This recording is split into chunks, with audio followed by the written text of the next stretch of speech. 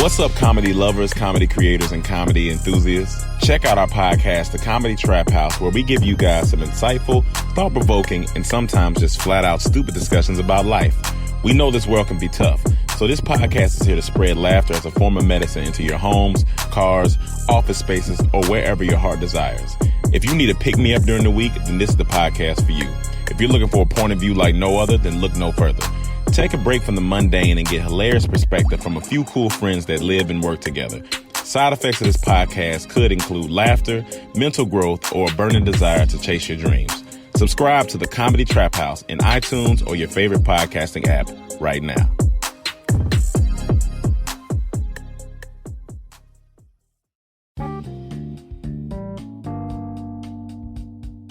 You are listening to Any Given Sunday, a part of the Dead End Podcast Network. Please subscribe to our podcast on Apple, Spotify, Google, and all other podcasting services. Please make sure you check out Dead End Hip Hop, Dead End Sports, Dead End Gaming, Is the Mic Still On, Chris Platt's Strictly Hip Hop and Hoops Talk, and a host of other shows on our podcast network. Thank you for listening and enjoy the show. Yo, welcome back to Any Given Sunday for Sunday, February 23rd, 2020. I'm your host, Manny Brown. Hopefully you guys are having a happy, safe, blessed weekend. As always, you can follow the show on Twitter at AGS Pod, Instagram, AGS Podcast. You can follow me on Twitter at The Manuel Brown, Instagram, The Manuel Brown, Facebook, Manuel Brown, and of course, Snapchat, MannyBro15. Also hit us up at agspodcast@gmail.com if you want to get in touch with the show. Give us some recommendations, just complain about how bad I am, whatever you want to do, hit me up on that email. And of course, if you like the show and you like what you're listening to, please drop us a review on iTunes. We really, really would appreciate that. My guest this week, a friend of mine. I haven't had a chance to actually talk to him on this setting before. So I'm very excited. He's got a major project coming up, and I wanted to have him on the show to talk about that and some other things. Nick Alston, first time on the show. Nick, welcome to Any Given Sunday. What's good, man? Yeah, what's up, man? Thank you for having me. Appreciate it. It's pretty awesome to be on there today. No doubt, man. Trying to support people like myself who are trying to do big things in this world. So figured it'd be a great platform to have you come on and talk about your new venture and things you got going on, man. Yeah, sure, for sure. So you want me to just kind of jump in and give a brief explanation? We'll get to it. We'll get to it first. Sure. Sounds good. Just talk to me about yourself, man. People obviously don't know you. Yeah, for sure. After this game, hopefully people will know you. But yeah, hopefully. Right now, they don't know you just well. So Just go ahead and give a brief bio of yourself, your background, your history. Tell everybody about Nick Alston. Sure. So I'm almost 38 years old. I am a software engineer in the greater Seattle area, specifically in downtown. I guess the key things about me are I grew up a poor minority, which is kind of a difficult thing to do back in the 80s and early 90s.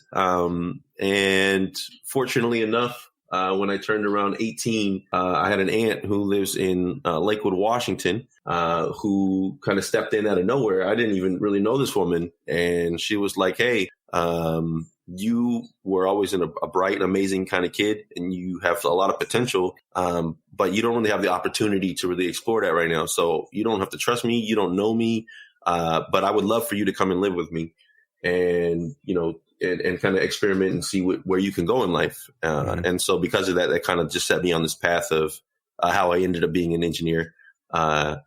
Anyhow, so, she pushed me towards college. I went to college in downtown Seattle. I went to AIS, so Art Institute of Seattle. I am a single dad. I got a beautiful daughter. She's 2 years old. And yeah, I mean, that's pretty much me in a nutshell. So was engineering always in the cards, or was it something that it kind of just matriculated as the years went on and you tried to decide what you wanted to do? Like, tell me about choosing that career path. Yeah, sure. So, not really, not at all. I mean, when I was young, I grew up in the hood. So, I'm not sure if your readers know, your listeners know what that is. So I'll just kind of elaborate a bit. The hood is essentially the ghetto or very, very poor, low income area. I'm familiar with food stamps and blocks of government cheese that are probably not good for you at all. I know what a purple dollar bill looks like. And because of this and the way that I was growing up, when I was young, I want to say when I was like 12 or 13, I still had, lots of aspirations and dreams for things. I was in things like, we had this thing called GATE, which is Gifted and Talented Education, which is probably similar to what is STEM education nowadays. And I was involved in things like that, but the hood has a way of keeping you from excelling in educational aspirations. And so you kind of get sucked out of that and start, believing that there's no escape for you, that, book smarts is not going to help you. You're not going to survive out there. You're not going to make it. You're nobody. And so I really started to believe all that. And, like I said, so my aunt finally stepped in, and she had recalled that when I was a very, very young boy, I wanted to make video games. And so that's how I ended up going to AIS. She said, this is really genuinely a career that people can really do. And if that's what you want to do, then you should go and apply. And so she took me to the first school she actually took me to apply to was a school called DigiPen. And this is right when video game specific engineering schools were coming out. And it's I want to call it like the Harvard of video game schools at the time, at least. And I was so intimidated and my self-esteem was so low that I didn't even bother to apply, because the majority of the people applying to the school were a lot of wealthy international kids who already had amazing talent. Like they looked like they could work in the industry already as it was. And I just felt like I wasn't good enough for that. And so I settled on the Art Institute of Seattle. As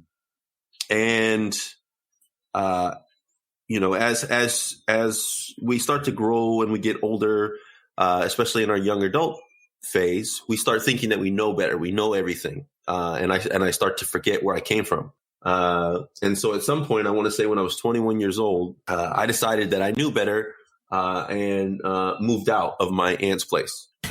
And my school was a private school. It was incredibly expensive. I had my car, and, I had a girlfriend at the time, and thought I was the best thing on the planet, until things started to kind of fall apart. And I ended up homeless. And I slept in my car and showered out of 24-hour fitness while I went to college.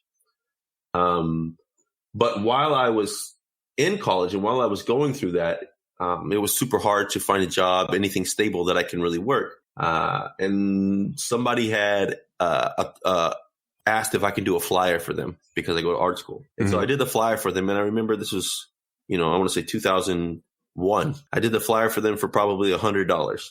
And the guy came up and he paid me for it. He was a real estate agent or something like that. And he paid me for the flyer. And he's like, this is really good. You should think about doing, more flyers and websites and things like that. And that kind of was like the catalyst for kind of this switch from, being someone who was only focused on video games and not realizing that there's this huge spectrum of things that I can use my talents for. And so it started out making, flyers. I jumped to like nightclub flyers, moved from those to, I got my first web client was a jeweler in New York City. And I had just, and I had been, and this was like a famous guy. And just because of, I don't want to say who it is, just because of how this story comes. No, I get it. But, so this guy, they emailed me and they're like, yeah, we would really love for you to do our website for us. We love your designs. My design skills were great, but I didn't know anything about making a website. We want you to make this website. And, so he presented two choices for me. He was like, I can give you, $10,000 in cash for the website, or I can give you $20,000 in diamonds in custom jewelry. And so I elected for the ring because I was dating the girl at the time. But the key point of this is I didn't know how to make a website at all. And so I sat down and I was freaking out and I'm trying to get all of this stuff done. And I remember at the time it took me almost 2 days just to get a page to center on the screen. Like you go to some websites and they're centered on the screen. There's a little bit of a bar on each side. 2 days. And I remember my girlfriend coming home at the time and I'm so proud of myself. And she's like, that's it. That's all you got. And I'm just like, man, like you don't even understand how insanely difficult this programming stuff is. But Somehow I scraped through. It certainly wasn't my best work, but it still managed to impress the client. He had asked if I was flying out to see them, and he thought I was like some big design studio or something. And I was like, no, we don't really fly out to do that, and had to come up with some kind of silly story because I don't even have $400 in my bank account at the time. But from there, it kind of just bit this bug on me. I was like, man, I can sit down at this computer and it's challenging. It's interesting. I always tell people programming is like diffusing a bomb, right? Like you've got this ridiculous problem in front of you that doesn't make any sense to anybody else except for you.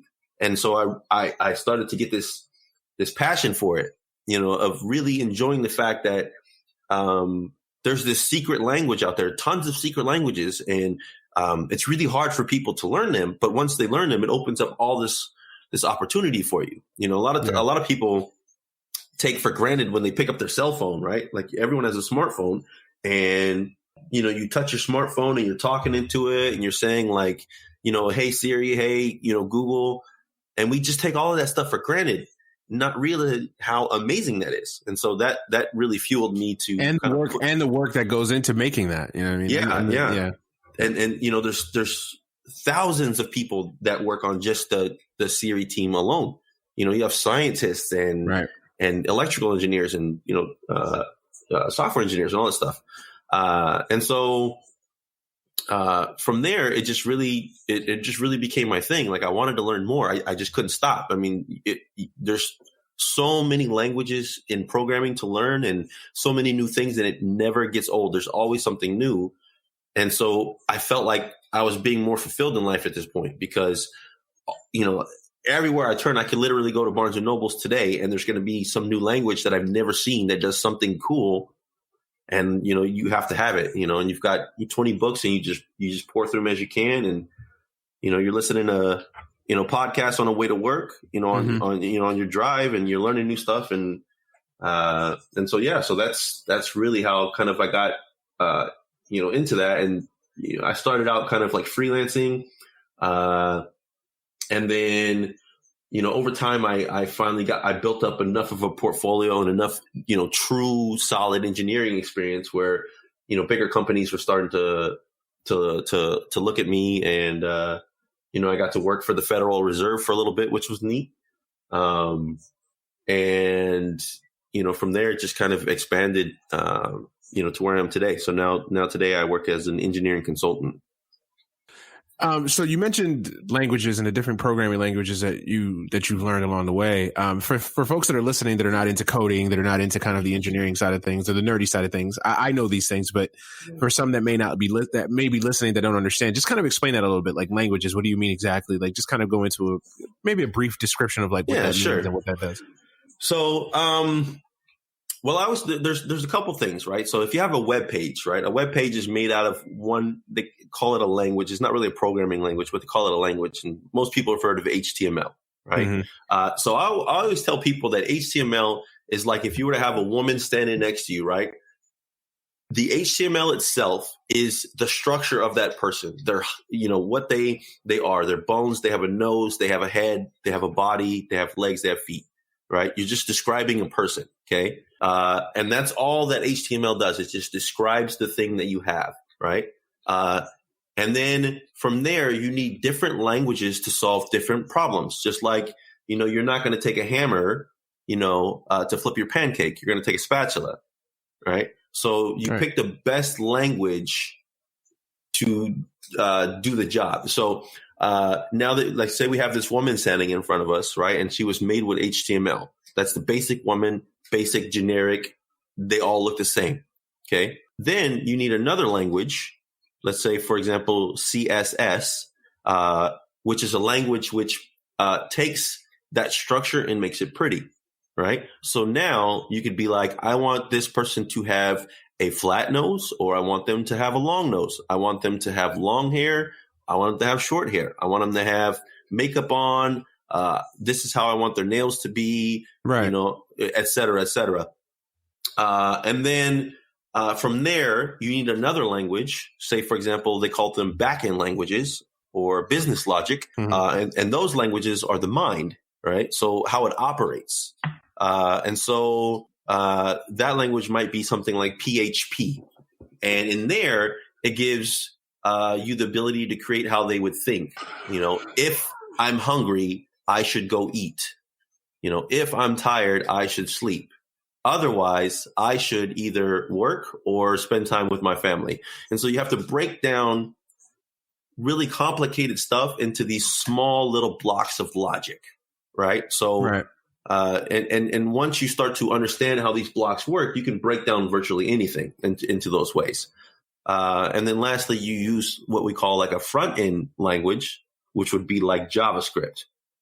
So JavaScript is partially like back in the day when we had MySpace and you would put those little codes in and customize your page.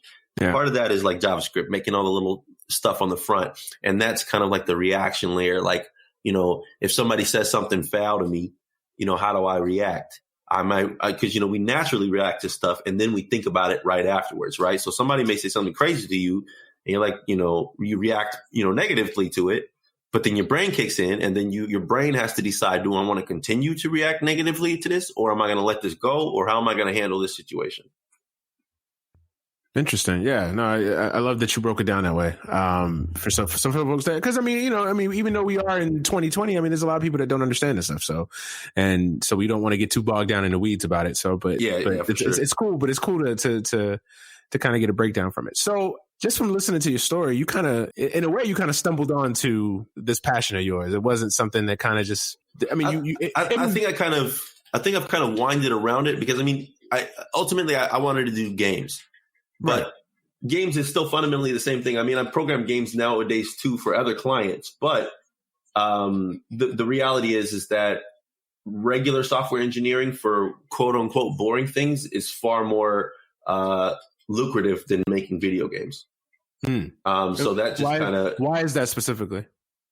I think that simply because there's a larger market for things. Take for example Facebook, right? Right. There are far more people that use Facebook than are going to play Grand Theft Auto, or NBA 2K. Right. Right. So right. If you got a $60 game, right, and you're selling it at retail for $60, that means that you're selling it wholesale for $30. Okay. So then from that $30, the game company itself, the publisher, like let's say it's on Xbox, Microsoft gets a cut of that. Okay. And then the publisher's got to get a cut of that. And then there's tons of stuff. So you actually only see after manufacturing everything like $7.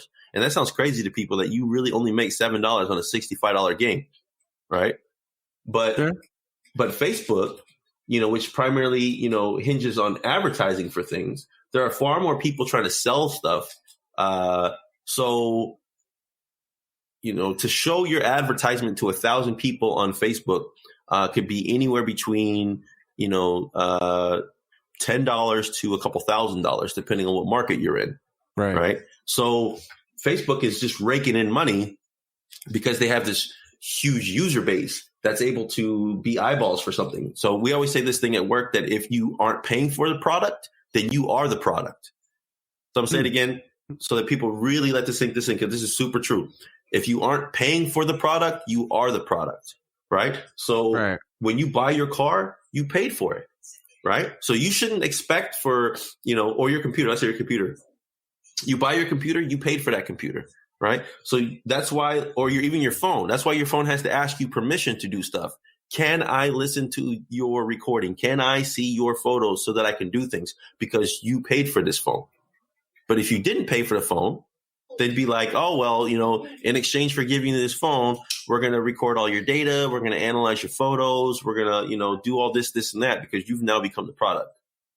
So when you're on Facebook, the reason why you don't pay for Facebook is because Facebook's making money off the fact that they're selling you. Right. Yeah. Right. So that's why you kind of sign away all your, for people that don't get it, that's why Facebook and other social media companies have this problem with data and data retrieval from these different corporations that they pay to have, that's why when you could go on, that's why you've been looking at, shoes on Amazon, and Facebook has an ad for you for shoes in a matter of minutes, stuff like that. So it's amazing to think about it. Yeah. That, you essentially are the product when you are on a social media site, so that's why people who wonder like, oh, why is social media free? Like, why is it that I can go on Twitter, create a page and have, 100,000 followers or whatever?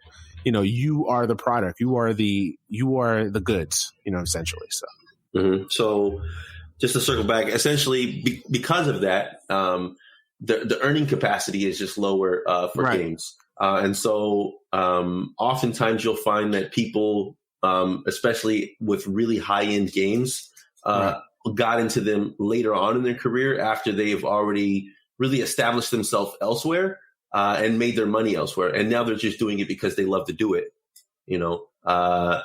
But if you have like kind of the passion for that, depending on where you live, and there's so many factors that go into that. I mean, the cost of living where I live is insanely high. I couldn't sustain myself on a video game salary. Right. No, I love that you broke it down like that. I mean, because obviously people hear video games and they're like, oh, they think of the market and and how big the video game community is. But then when you actually sit down and break it down, how much these games are selling for the market, because in a way, gaming is still kind of a niche, product. I mean, it's still a niche in that sense. So it's not like Facebook where, I mean, your grandmother's on Facebook. You know what I mean? Like your second aunt is on Facebook. That's not the case necessarily in video games. Yeah, I still know grown adults, to this day that still call, a PlayStation 4 a Nintendo. Like, oh, my kid's playing his Nintendo. Yeah, my mom. Yeah, exactly. So it's not as ubiquitous as people would think.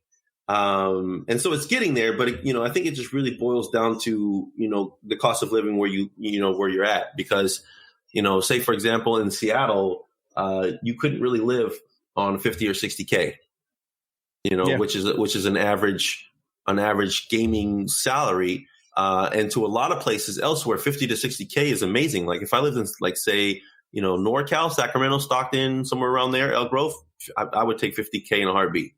It would be a great salary, but it just really depends on where you're at. If you're in a city where, the salary that they're offering you is sustainable, then go for it. But it's just all about research and making sure that, you find an area that fits with your needs. So what was the most rewarding project you ever worked on while you were freelancing? What was the thing that you're like most proud of? That's a super easy one. So a couple years back, I made a website that had no financial interest for me whatsoever. It was not ever meant to make any money and never was going to make any money. There was no ads. There was nothing on the website. Literally all it was think about it like a Facebook post box, right? Where you could type something. And the website was called Counting Karma. And all it really did was you would go on the website and you weren't allowed to say who you were. You weren't allowed to use any names. Everything was anonymous. You were allowed to post pictures, but outside of that, all you were allowed to do was make a post about something nice you did today. And that's it. That's all it was. And it would geolocate where that happened. And just to kind of explain what geolocation is, essentially, when you do actions on your phone or on your computer, 99% of the time that stuff can be tracked into a really precise area. And so when people would geolocate these things, I would space it out a bit so that it's not identifying them as a person, but then it would plop it on a heat map. So a heat map is kind of like that predator vision that you would see in the old Predator movies. And the more activity you had in a certain area, the brighter it would get. And so it was just this really neat project where people would just be able to do nice things. And you would watch this heat map spread out of people doing nice stuff.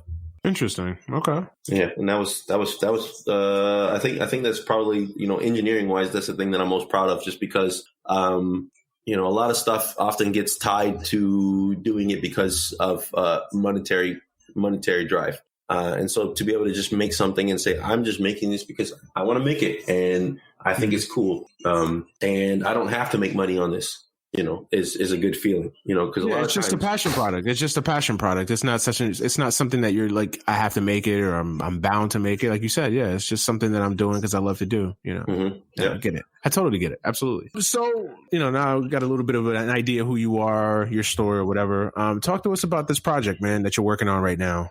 This Kickstarter. Just kind of don't hesitate to go into detail, man. Just kind of tell us what it is, what the origins of it were, and what can we expect from it? Sure. So, in order to do that, to explain the story, I gotta hop back to something that was kind of missed in my past. So, in 2007, I had a daughter, but she passed away of SIDS. Oh man, sorry to hear, man. And that was really devastating for me. And it really rocked and changed my life. And it changed my life so much that I disappeared off the face of the planet for 5 years. And I moved to California. I stopped contact with everybody that I knew. And I kind of lived on with myself and didn't really interact with anyone. And all I would do is I would get up in the morning and I would go to the gym. And then I would just walk and walk and walk and walk. I had so much money saved up at the point that I could just live off savings for quite some time. And one day, I'm walking in a shopping plaza and I see a store, and it was called Metropolis Comics. It's unfortunately closed down now, but there was like 80 people in this store. And so, whenever you see a big crowd of people, you're kind of curious. So you walk inside and I see a bunch of people, all different ages, races, everything. And they're all sitting down and they're playing a card game. And so I'm curious. And so I walk in and, so I ask somebody who looks like they're not busy, hey, what is everyone doing? And they're like, oh, this is, we're playing this card game called Yu-Gi-Oh! It's really cool. Yeah, you should check it out. And so, he kind of had this really good energy about him. So it sucked me in. I was like, okay, sure. I'll come in. I'll check it out. So I sit down and he starts explaining to me this card game. And I'm like, okay, well, that's pretty cool. And he's like, yeah, so here's a bunch of cards. You can have these if you want, so you can learn how to play this game. And a lot of times people don't really go out of their way to bring people into something or even are generous enough to just be like, here, you can have these. Right.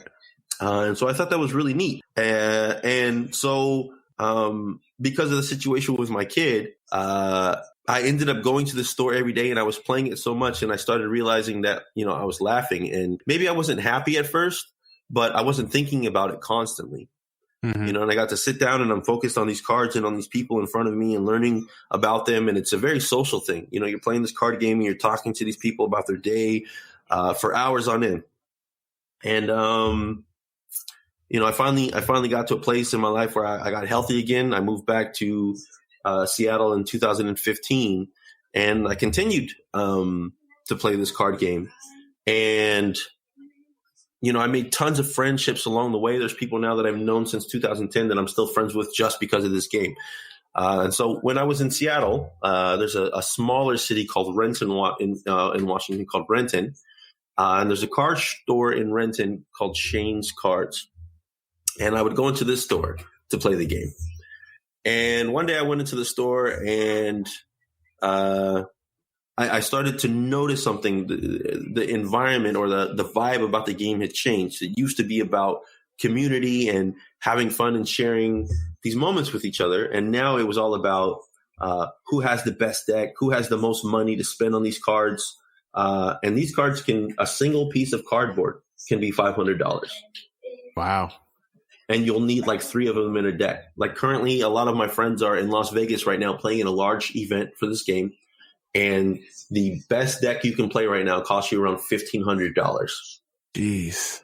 So the game had spiraled out of control to this point where it wasn't really a fun game that everyone can play. It was about who has money to spend on this game. And some of the players who had the money to spend on this game would talk trash about the people who didn't. Oh, you're a scrub. You're garbage at this game. You suck. And it has nothing to do with the fact that they're good or bad. It's just that they may not have $1,000. They may not have $100. And they just want to have a good time and do something fun. Well, just quickly, why did that change happen? Like, in your opinion, like what caused that? The company itself reinforces that behavior. So the game is made. The game is made by Konami, and Konami primarily makes the majority of their money in gambling in Asia, and a lot of their external investments, like video games, they make video games, Metal Gear Solid, stuff like that, are a drop in the bucket to how much money they make on gambling.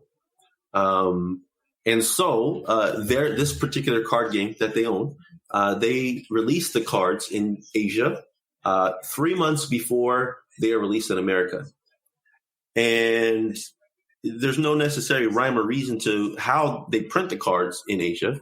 But then they watch the Asian market to see which cards bubble up to the top, which cards are good, which cards are strong, And when they finally come to America, they change how they print the cards. They make the best cards very hard to actually get. Wow. Because they use the Asian market as market research to say, oh, this is the best card in the pack. Everybody's going to watch this. Everybody sees in Japan this is the best card. So as soon as the Americans get it, they're going to want this card. So let's print one per case. So a case of cards is $760. Let's print one or two per case and make them chase for it. Let's cater to gambling. Let's get kids going in there and buying a pack of cards and getting disappointed when they don't pull it and have to buy another box. Oh, man, I pulled back. Just one more box, and just create – it just all is based on their whole business model of gambling. Interesting. See, I didn't know that. That's crazy. I learned something new there. I did not know that. So when you see kids and, basically they're kids don't have the impulse control that adults have, and often adults don't even have the same impulse control, which is why gambling is so addicting. But if you put, a kid's favorite characters in front of them and they like Pokemon, for example, and their favorite one is, I'll just use Pikachu because that's probably the one that most people are going to know, right? And their favorite character is Pikachu, and they want to get a Pikachu card. The company knows that. So they'll print one Pikachu card in every 400 cards. So you're opening up packs and packs and packs of cards just because you want a Pikachu card. So the company's happy because, you're getting sucked into their gambling practices. And, a lot of the people don't even realize that that's what's happening to them and that they're basically, getting ran for their money to do this. So that was getting frustrating to me. And I finally decided that I wanted to make a game when there was a kid, he would go into the store and he had leukemia and he was dying. And when you're in late stage leukemia, I'm not even going to lie. Like every time I saw this kid, it both like mortified me and broke my heart at the same time, because it really reminds you of like how fragile our lives are. He's like 14 years old and he's not going to live much longer. He's got like this, his mom is walking with him and she carries this oxygen tank for him and he's emaciated and, he's got his mask on and, you can see it in her eyes how painful this is for her. And he just wants to play this game. And, she would buy cards for him all the time, anything he wanted, right? Hundreds, if not thousands of dollars. She would walk in the store and she would spend for him just because that's what made him happy. And he'd walk around the store and I remember he came up to me and he said, hey, is this a good card? And he showed me a card. I don't remember specifically which card it was, but it was expensive at the time. It's probably $100. I'm like, yeah, man, it's a good card. Good job. It's like worth like $100. And he goes, you can have it. And I kind of looked at him and I'm like, look, this is your card. And I want you to keep it. And you don't need to give anybody your cards in here to have friends. And it was at that point when I was like, I felt like I wanted to make something, to change the way that this game is going. It just felt really gross to me. Right. That it's to the point where, this kid doesn't get any attention and nobody wants to play with him, but they all will, when his mom comes in to buy him cards, they're all around him. They all want to hang out with him. They all want to get his cards and, basically rip him off for all of his stuff. And he's dying. So I sat down, I talked to my my boss at the time, and they're like, this is a good idea. This is something that you should do. And so I set out to really change the way that, card games are approached. Almost every card game on the market since the very first one that was popular, which was Magic the Gathering, they've all been designed this way. They all artificially limit popular cards that you buy and you buy and you buy, and you spend hundreds, if not thousands of dollars to play this game. And for me, I said, I don't want to do that. I want to be able to play this game. I want, 12-year-olds to play this game. I want, 18-year-olds who have $40 to their name for the whole month because that's all they have after paying their bills to be able to just have something to have fun with. And so I designed this to be not random. Instead of going to the store and buying a package of random cards and you don't know if you've got good cards or if you just spent $10 on garbage, mine is you buy the game and you get every single card in the game without having to guess and for a reasonable price, right? So then you're not spending right now I think we're doing $30 is the starter kit price. That's what you need to basically get into the game, right? Right. So that $30 price to get every single card is less than half of what it costs to buy a box of Pokemon cards or a box of Yu-Gi-Oh cards. It's like 1/4 the price of a box of Magic cards. Magic cards are like $120 or something like that. Really? A box. Didn't even know that. Wow. And here's the scary thing. For that $120 box of cards, you figure you'd be able to play the game, right? Right. Not even close. You can't even make a functional deck out of those cards. Wow. That's crazy. Yeah. So for me, I wanted to approach this and say, hey, I don't care if you're 10, you're 20, you're 30, you're 80, you pay your $30. That's more than enough to be able to use. If you pay $30 for something, you should be able to play with it, not just put it in a binder somewhere and be like, oh, cool, I'm going to look at these drawings. And so I finally, had discovered this concept and was like, okay, I think this is a good approach. And so, kind of circling back on the whole video game thing, I've always loved games, and games pretty much were not where I ended up, but it's where I started. It's where my dream started. And so, when I was 12, a video game had came out, and that video game is what got me into all this stuff.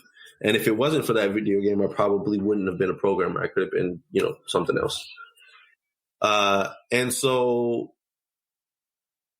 my daughter is named after a character in that game. And so because of that, and because of that joy of games, the company is named after my daughter.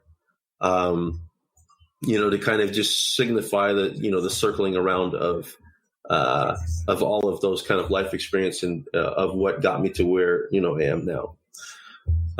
So then I guess from there, we just spent a lot of time, really, prototyping this out, drawing out things on 3x5 cards and, testing continuously and trying to make something that I genuinely enjoyed to play, that gave me the same challenge and vibe that the other game did.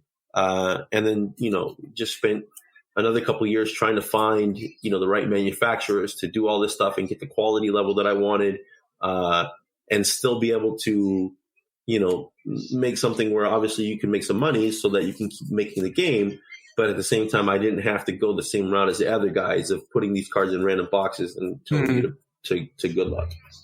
So a couple things before you continue. So talk to me about the creative process of it. Like, so you sit down, you have this concept, everybody agrees is a great concept. So talk to me about the creative process of actually like, okay, sitting down, planning this thing out, beginning to end, like where do you start? Because I don't know anything about this. So so teach me, like if someone's out there trying to think of something similar, a similar project, like talk to me about the creative process that you took that you undertook to say like, okay, this, I have a concept, I have an idea.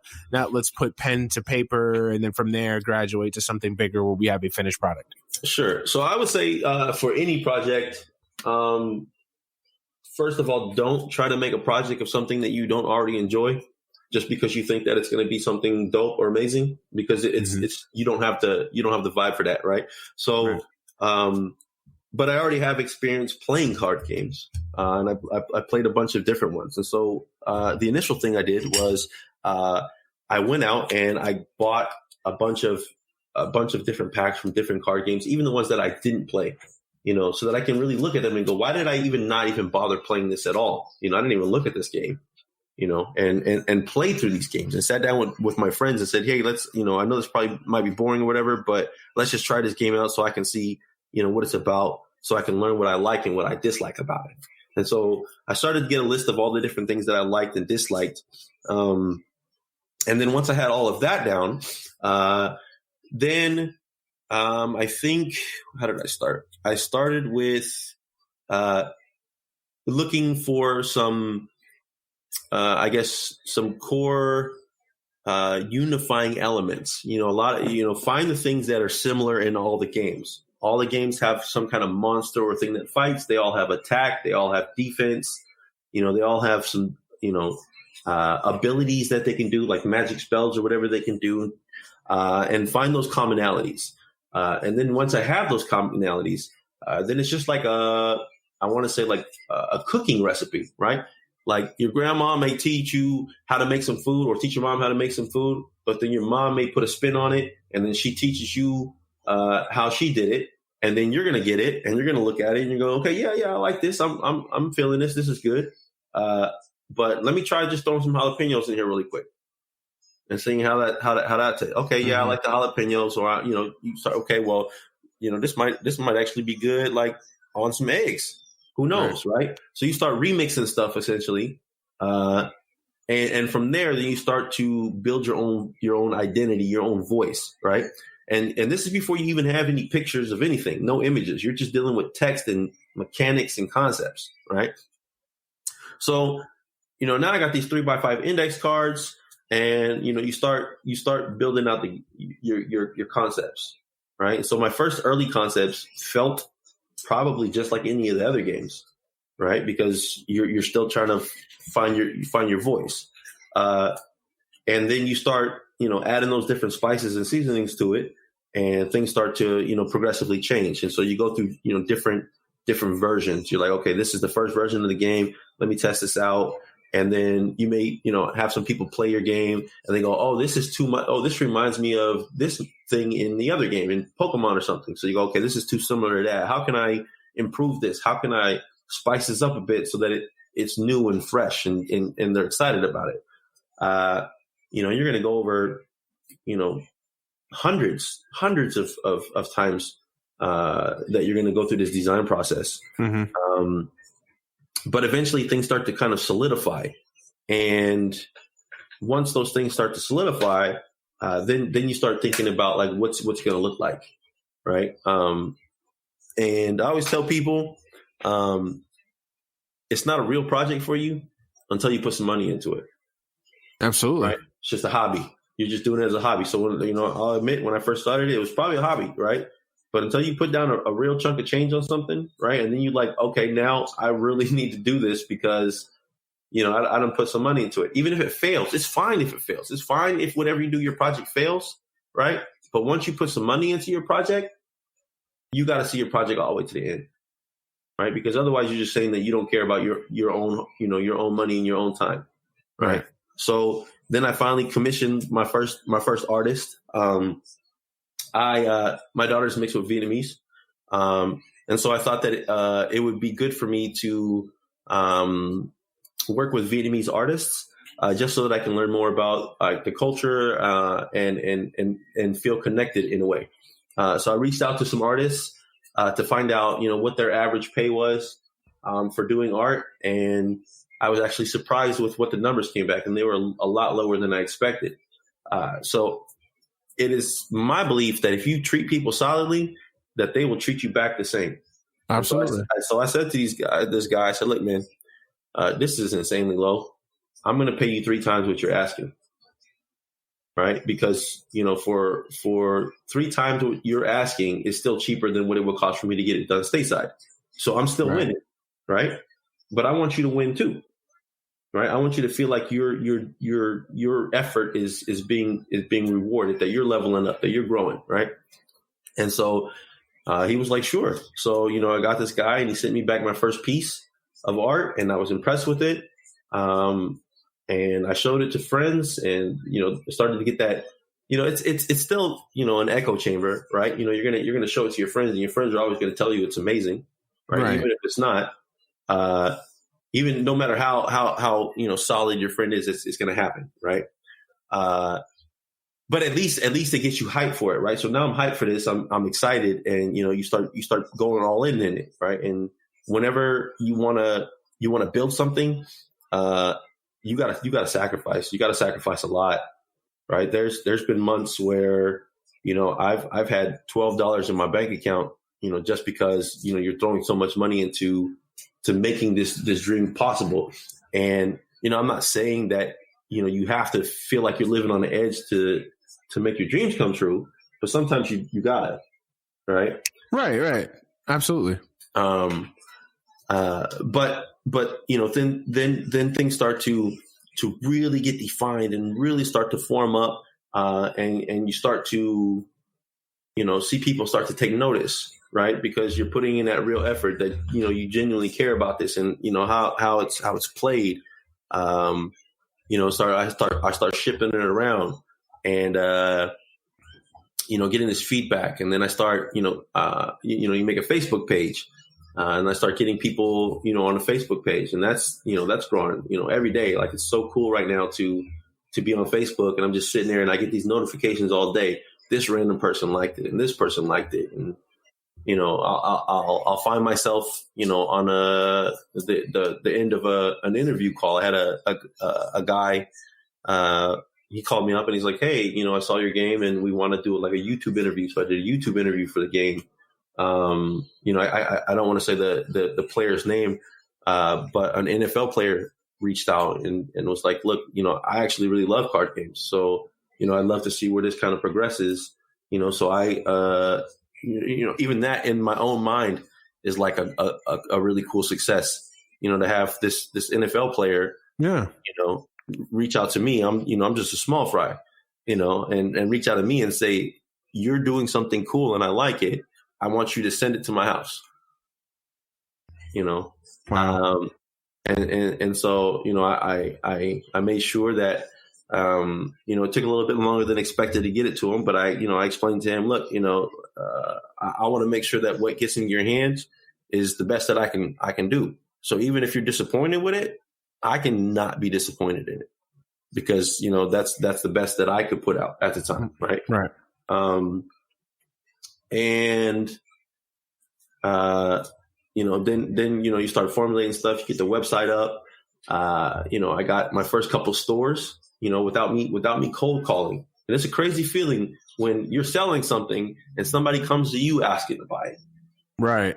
Right. I had a store, the stores are emailing me and they're saying, hey, I've got some guys coming into my store, my game store, and they're asking about this game. I need to know how I can order this game from you and how I can start running events at my store.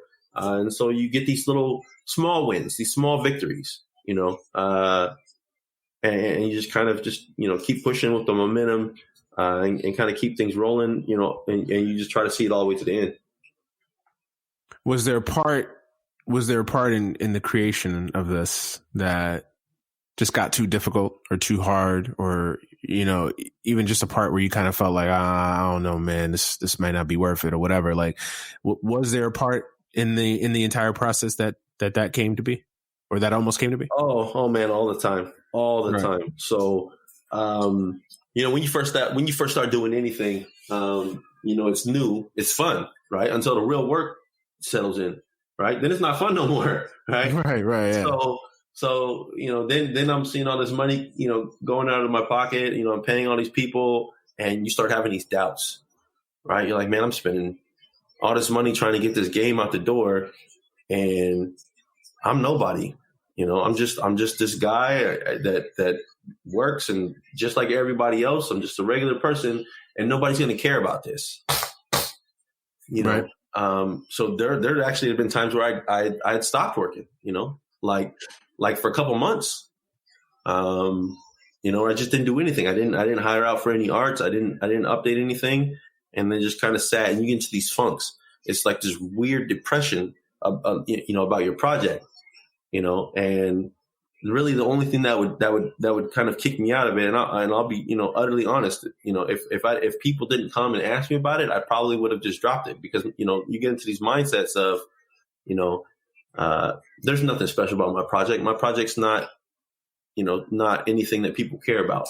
If they want to play a game, they're going to go get some game on Xbox or, something cool. They're going to get something they know. They know NBA 2K. They don't know what this is. There's nothing in it. But when I go into the store, the card store, and people aren't asking me about Yu-Gi-Oh anymore, they're like, "Hey, Nick, anything new in your card game?" And I don't have anything to tell them because it's been 3 months. But that made me feel really, really good. It would reignite that spark. And eventually you get to a point, if it's like a hill, right? Eventually you get to the top of the hill, mm-hmm. right? And from there it evens out. Right. You start feeling confident in the project. You start, seeing results. You start getting back samples from manufacturers. Let me see if I can. I don't know if you saw, but there's that little video, like that metal card. You start getting stuff in the mail. Yeah, I saw it. Yeah. And excuse me. You start getting this stuff back in the mail from these people, and you're really looking at this like, wow, this is real. I'm really doing this. I'm really accomplishing this. And you stop worrying about, am I gonna succeed at this? Because really the success is the fact that, I spent 4 years figuring out all these tiny little things and working with language barriers and calling people mm-hmm. in China and working with manufacturers and America and all over the place, trying to find the right person for the right job, excuse me, to make all these things for me. And at the end of the day, when I finally sit down, and I push the button for this to go live, I know that I've leveled up my confidence. I've leveled up my people skills. I've leveled up my ability to do business. My ability to complete projects. So there's all of this growth that you get that you sometimes don't think about. So regardless of where the project goes, I still have all of that, Right. So you just go, okay, I did this project, and, let's say it doesn't fail. I mean, let's say it fails. Then you just sit back and you look at it and you go, okay, why did it fail? It could be people just aren't interested in it at a big enough level. It could be, the marketing wasn't right, or the timing wasn't right, or whatever it may be. But at that point, you should be able to honestly sit down and look at your product completed and go, okay, yeah, I can see why that makes sense, and then you just go, all right, it's time to, take a break for a little bit, relax, enjoy the fact that, I have the successes that I have, which are, I learned all the different things that I learned, right. And have success and failure. Right. Right. Because if you can't have success and failure, if you can't see your wins when you fail, you're never ever going to succeed in something, right? Because Absolutely. You don't just wake up in the morning and succeed. Kobe and Jordan, they didn't just wake up and be like, cool. Granted, sure, they had the genetics for it, right? But them dudes shot thousands and thousands and thousands of the same jumper, the same layup, over and over and over again, and put all that work in. I just saw something the other day about how, a Jordan quote where he was talking about how he'd been trusted with the game winning shot 300 times or 300 times he missed the game winning shot. Yeah. So but every time he took that shot, there was still some success. There was still some confidence being built, so that eventually, because, if you put in that position, right, and you're in that game winning shot and you're playing sports, I've been there. Right. I didn't even want the ball. I don't want to shoot this. Right.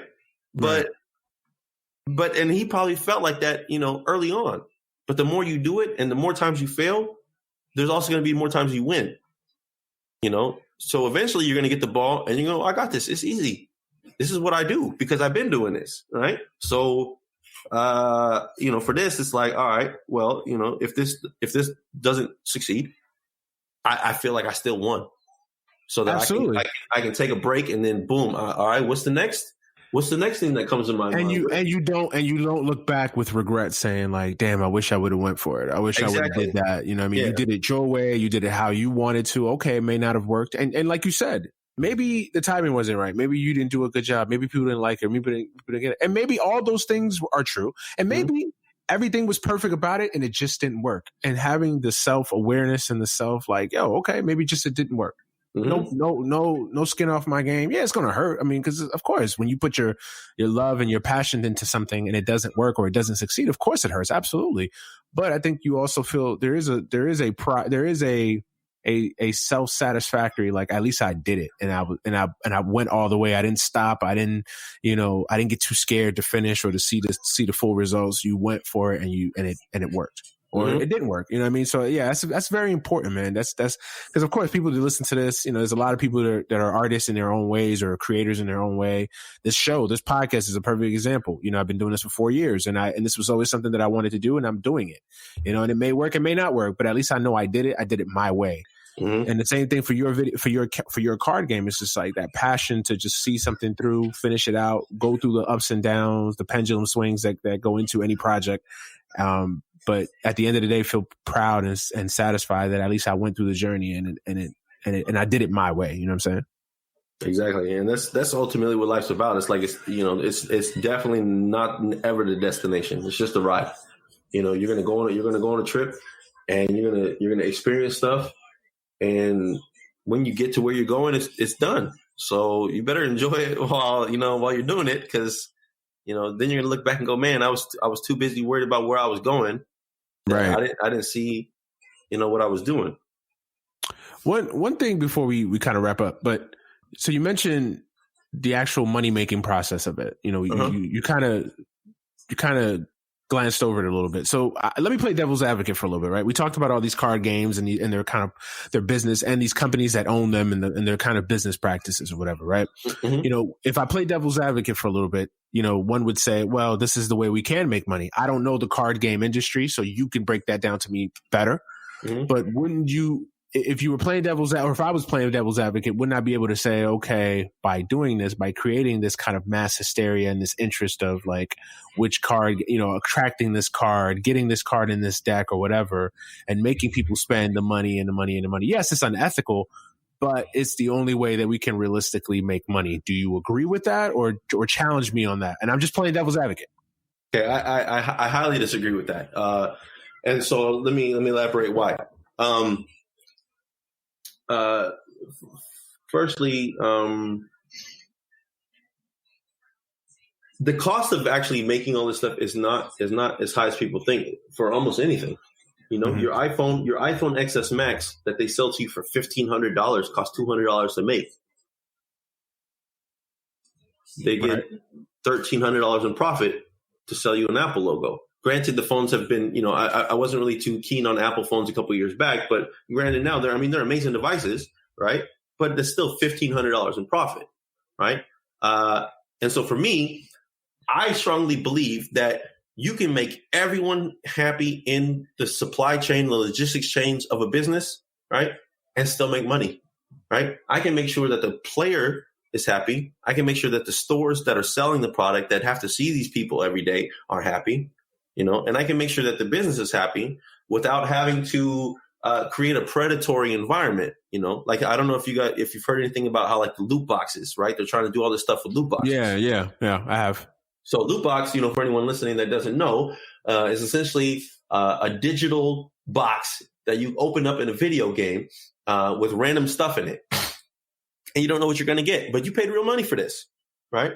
So the government is saying that, hey, these are predatory. This is bad, right?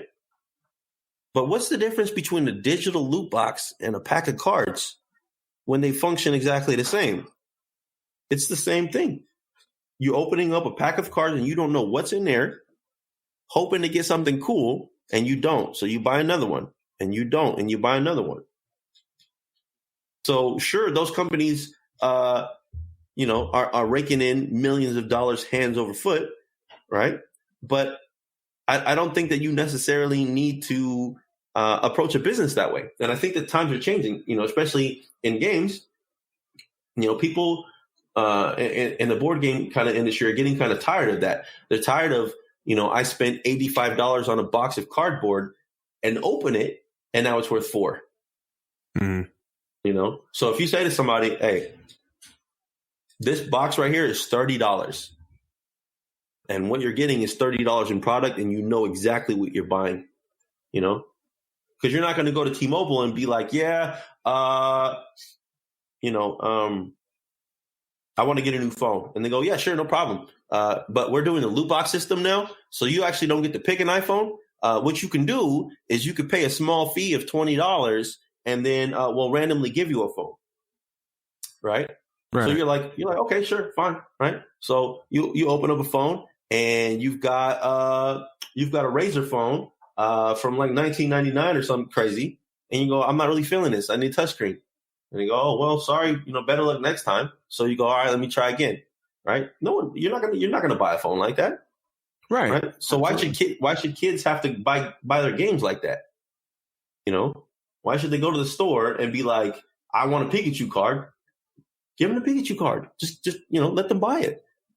Build your model in a way that it's financially sustainable. I'm I'll be frank. Like the way that the model is set up, it's designed so that this game can still be profitable, like very healthily profitable, so that I can continue to grow, so that I can hire on people, so that I can, expand this and go into other things. Maybe it's making video games. Maybe it's, we have comic books we're making and all this different kind of stuff, but you've got to pay these people to make all this stuff. Right. Right. So the game's designed to be able to make money. It very much can make money, but it makes money in, like you said, I think the key word is just an ethical way. It says, hey, I want you to have something of value or perceived value for it. I don't want you to gamble for it, and I want you to be able to make an informed decision. I want you to be able to go in the store and go, do I want this pack of cards? What comes in this pack of cards? I don't like this. I'm not buying it this month.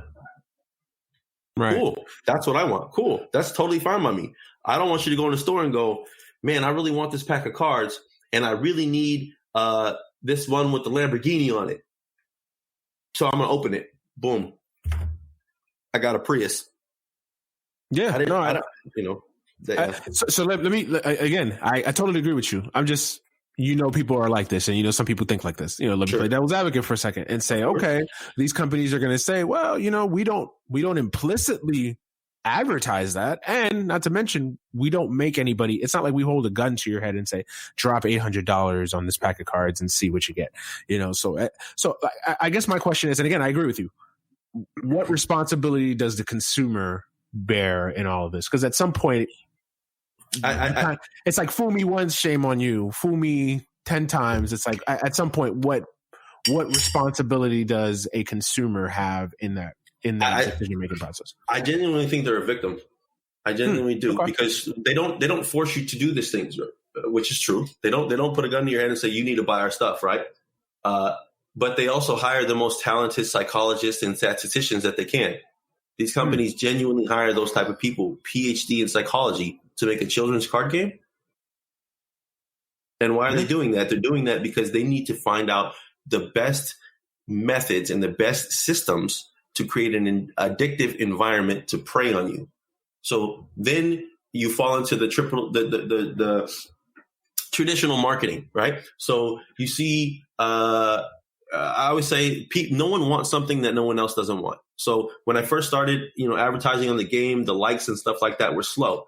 But now that I'm starting to hit up, 4-figure numbers for the game, people are just liking it because their friends are liking it, right? Mm-hmm. Which is great because, people will often judge things by the cover and they don't get the opportunity and they may look at it later. So I'm getting my foot in the door with them, right? The ability to say, hey, check me out. So at least they're looking, right? So those companies are doing the same thing, right? Which is fine. You're able to put out the advertisement, get your foot in the door. right? But they do it on a grander scheme. Your kids are sitting at home watching Yu-Gi-Oh! On Saturday morning cartoons. They got a cartoon that reinforces everything in the game. How you play. Here's the cool monster. Summon this giant thing. They get hyped for all of that, right? Great. Normal marketing. You get a cartoon out of it, but the actual system for how they sell is the problem, right? You hire these people and they go, how do we get more money from everybody? That's easy. We just designed this system, which is very addicting in personality. In characteristics, right? We take the very cool cards. We use shiny patterns. So they cover certain cards with foil in attractive patterns that make them desirable, right? So now you have these hard to find, visually attractive cards, and you're opening up these packs. And you have this excitement and it's building up, and then boom, you hit something cool and you get a burst of dopamine. And you're so pumped that you open this. And even me, I've opened up a 200 card before and I'm like, yeah, this is sick. Right. And there's a chemical reaction going on, that makes you excited, that wants you to keep opening more, regardless of if you won or you lost. You opened up a sick card. Yeah, my luck is good. I got to open up more. Or you have this pent up desire and urge to want to get something good, and you don't. So then you go, oh man, this really blows, man. I feel like crap. I got to open up another box because the only way I'm going to feel better is if I pull something good. And they designed it's that ultimate high. It's that ultimate high. Yeah. They manufactured that. That is not a byproduct of the game. They do that intentionally. They see what happens in Japan, and then they make their product like that. So I say I'm not doing any of that. You don't even get foil cards in my pack. The way you get foil cards is by participating at stores. So when you go to the store to play with your friends and play with everyone there, you get a participation prize, which is a foil card. So you still, in a way, get that dopamine, that excitement of, oh, I'm going to go and I'm going to play and I'm going to get something. But it's not rewarding you with your money. It's rewarding you with your effort, right? Because in all the other games, the only way to get foil shiny cards is by paying for them. And in my game, you get those foil shiny cards by going to the store and saying, hey, I played today and I fought hard and I won. So I got 5 packs, whereas someone who lost every match might get one bonus pack. Interesting. Yeah, no, I totally get it, man. And I think this will be eye opening to a lot of folks because, like, again, me, I don't know anything about card games. I've never played a card game in my life. So, but it's interesting kind of seeing the business aspect of it and seeing kind of, because I didn't know all this stuff happened. So I think this will be very revealing to some folks. Yeah. And didn't understand the kind of actual business process of it. Think about like 2K. You play 2K or any kind of sports game online, Madden, anything like that? Yeah, of course. Yeah, 2K. I haven't played in a long time, but I'm sure they're probably starting to do it too. I'm sure you can buy something in Madden or 2K with real money, right? Like little. Right. Yeah, they are. Yeah. And you probably don't, right? But I'll tell you this: the moment you do, you're going to go deep. That's how it works. You see it all the time. You don't touch it. You're like, I'm never going to, I play computer games, and I always told myself in computer games, I'm not buying this stuff. It's just random stuff. And then eventually you see something, you go, yo, that's dope. That's cool. I gotta have that. And then you buy it. And then after that, they got you. They got you. Yeah. And it's the first high. And then you just every single time you're trying to recreate that high. You're trying to get back to that initial moment of excitement where it's like, oh shit. Yeah. No, I definitely get it. So final question, man. Let's kind of look out a little bit. 5 years from now, this card game, hopefully it blew up and it's a new rage and everything is going great. Why do you think it succeeded? I would say because of how we focus on the actual non-gameplay part of the game itself, right? So a lot of times in games, everything is good guys and bad guys, right? It's literally red and blue lasers, bad Star Wars dudes versus good Star Wars dudes, and it's really black and white. And I wanted to approach this game in a way that gave people things to identify with, right? So these characters are real people. Like you'll have a character who, her father is a scientist and he gets assassinated because he is making some technology for company and he realizes they're going to use it for war to enslave people and he doesn't want to give it to them. And so she's like hell bent on revenge for her father to destroy everyone that's involved with his company, right? And on the surface, she's a good guy, but as you learn more about this character, you kind of realize that she's turning herself into a monster because of all the different things that she's sacrificing and the people she sacrifices to accomplish this goal. So there's a lot of depth that goes into these people, and we try to find stories that, while sound fantastical on paper, written out like that, people can simplify them and identify with them in their own lives. I also work with a diversity and inclusion company here in Seattle, and one of the big things for this is that I wanted to create characters that people of all different races and backgrounds could identify with. I have a child that's mixed with like 5 different nationalities.